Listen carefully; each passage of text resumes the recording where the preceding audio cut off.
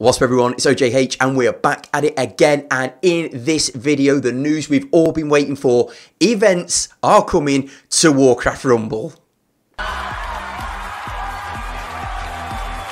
The first event that's coming is going to be, as has been heavily leaked or heavily advertised in kind of veiled speech and on the Warcraft Rumble Twitter or X account and all the rest of it. The first event that's coming with Season 5 is going to be the Darkmoon Faire.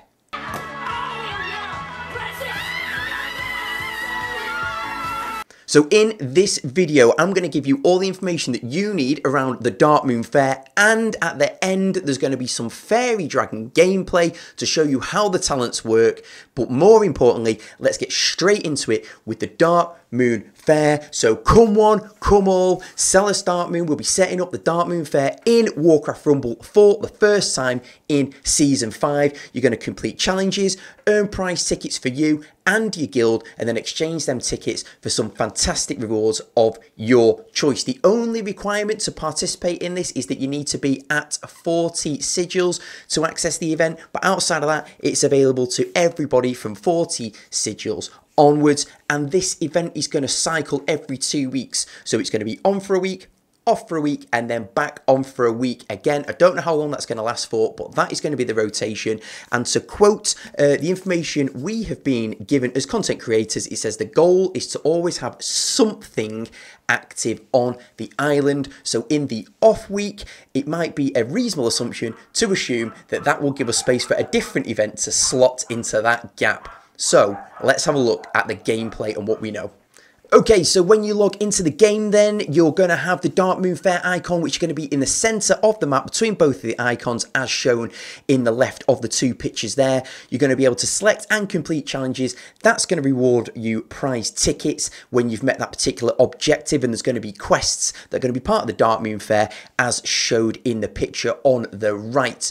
All tickets earned by an individual contribute to the tickets of your guildmates as well. So this is a collaborative effort as well. So you are going to want to have an active guild. Any tickets that you earn are on a 1-for-1 basis to your guildmates, and any tickets that your guildmates earn are on a 1-for-1 credited to your total as well to spend on all of the rewards. So if you've got some inactive people in there, tell them, tell all your friends, anyone who was in the game saying there wasn't enough content. Well, events are here now. Get everybody back involved, and we can all work towards these prizes. Tickets that are earned for your guild are locked to your guild, so if you do have people that leave midway through or anything like that, they don't take them tickets with them once they've been earned in that guild. They are yours for the duration of that week, and any unspent tickets don't carry over to the next Darkmoon Faire, but instead they're traded to Arclight Energy. I don't know the exact trade conversion rate on that, but it is a little bit more Arclight Energy which is being put into the game. And in a minute I've got a full kind of video for you that shows the Darkmoon Faire icon, the challenges and the reward tree, so we'll get to that in a moment. So for the rewards then, as you can see, there's a pretty quick kind of graphic on the left side. We're going to look at that in a little bit more detail in a moment. But essentially, you do your challenges, you earn tickets, and then you spend your tickets on rewards on the reward tree, as you can see there. So rewards do vary in price. That's supposed to reflect how good or how valuable the particular reward is that you're going for, and occasionally there will be things in the reward tree like player avatars. That's not to be expected that every single Darkmoon Faire that there will be a new avatar, but do certainly look out for them. And the note at the bottom is that you will not be able to claim every single prize on the reward tree in a particular event, but the next time that the Darkmoon Faire comes around, all of the prizes reset, so you can start from the top again and start working your way down. Now, what has been suggested is if you've got some alternate accounts possibly, that I think what this is saying is that you will not be able to claim all the rewards during the event period with 15 guild members if they all achieve the maximum amounts of prize tokens that can be achieved in 1 week. However, as I said earlier, anybody that leaves your guild, their tokens don't leave with them. So you would be able to have 15 people who reach the maximum amount of prize tokens, rewards, and then have some of those people leave. substitute in mini accounts and then let them get to the maximum amount of prizes as well. And then that's a way that you'd be able to push further and get more rewards in rotating people through if you've got mini accounts and if you've got people that can do that for you. So that's always an option.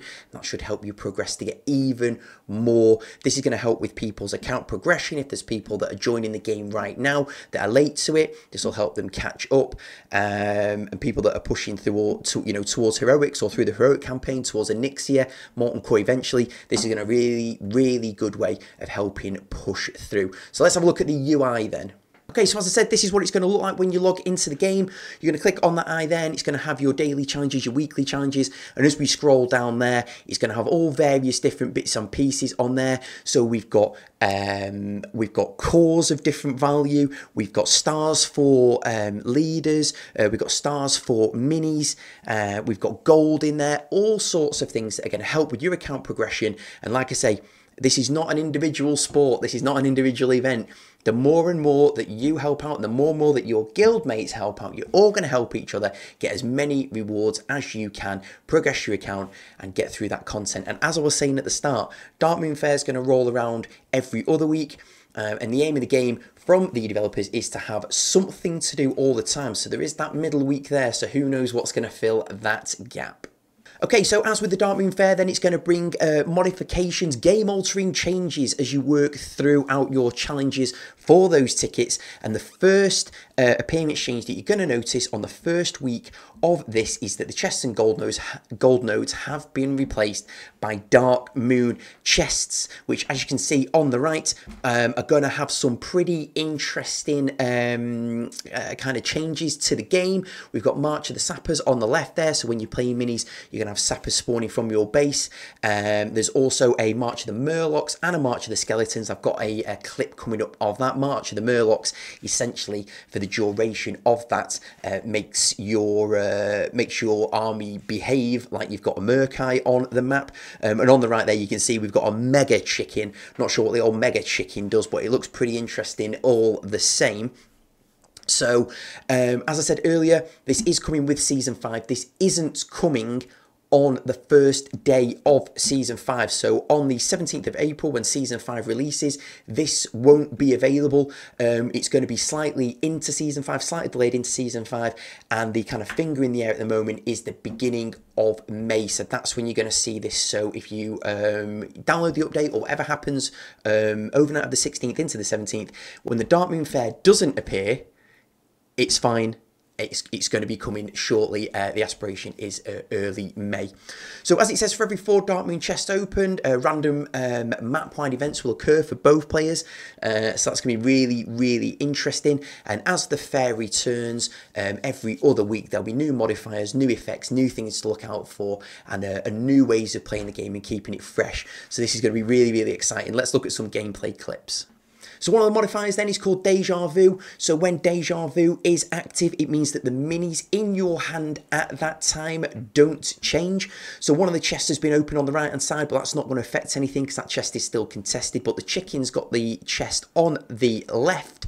So as you can see, although the gameplay is like lagging a little bit, there we go, sorted itself out. Right, so as you can see in our hand right now, we've got a Cairn, a Shaman, Murlocs and Sappers, and we play a Shaman, and back in our hand is another Shaman, and we'll, and that's just going to rotate through. So for the duration of the Deja Vu, that is what's going to happen. The 4 minis in your hand are going to be the same 4 minis that you're going to be dealing with for however long that effect lasts. One of the next effects to look at then is going to be March of the Skeletons. Like I say, there's also March of the Sappers, and there is also March of the Murlocs.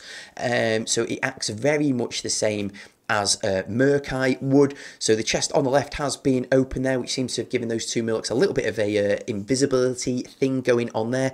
But as you can see, although the gameplay has gone pretty laggy, as you can see, there is a number of skeletons that have spawned, And then there's a couple of skeleton mages that have spawned, but it seems to be that more often than not, it'll be your skeleton warriors to start with, or your skeleton warriors more often than not, and that the skeleton mages will come out. But that's going to be a really, really interesting, really cool way of flooding the map. So finally then, obviously the Faerie dragon was announced as being the new mini for Season 5. So we've got some gameplay footage now, which we didn't have at the start. So we're going to look at the 3 talents in action, starting with the phase shift. So phase shift works exactly the same as Jaina. When the Faerie dragon is attacked, will hop back, will blink backwards almost, and that'll give the opportunity to get another strike off. Although, as you can see, yeah, that was a strike from a boss, but the Faerie dragon is going to be fairly weak.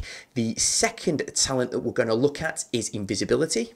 So the invisibility talent is going to be fairly self-explanatory. You're going to play the Faerie dragon, who is going to appear invisible, which will enable the Faerie dragon to get at least 1 shot off, if not protected by a tank unit, because like I say, she is quite fragile.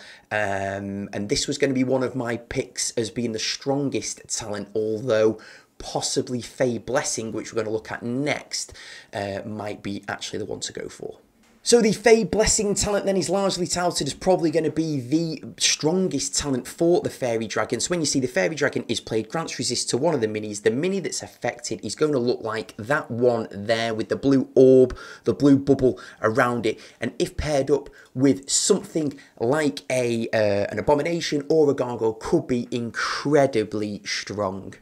Okay, so that is the news then. Coming with Season 5 is going to be events. The first event is going to be the Darkmoon Faire. It is not coming on the 17th of April with Season 5. It's going to be slightly delayed, and it will be coming hopefully at the start of May. What are you most looking forward to with the Darkmoon Faire? I think this is going to reinvigorate the game. It's going to give people things to do. People who've beaten an Ix yet and have only got PvP to do, it's going to give everybody something to do. It's going to bring guilds together. You're going to need active players, because whatever they earn is going to go into your prize pot, and whatever you earn is going to go into their prize pot as well. And for you to get the maximum rewards, there's potential that you might be able to kind of you know, trade in, trade out some players along the way to get the maximum amount of the rewards. We finished it up with a little bit of gameplay covering the 3 talents for the Season 5 mini, the Faerie dragon. Which one of those do you think is going to be the best? I'm really, really looking forward to it. I can't wait for this. I think it's going to be great. If you've got people who've left the game,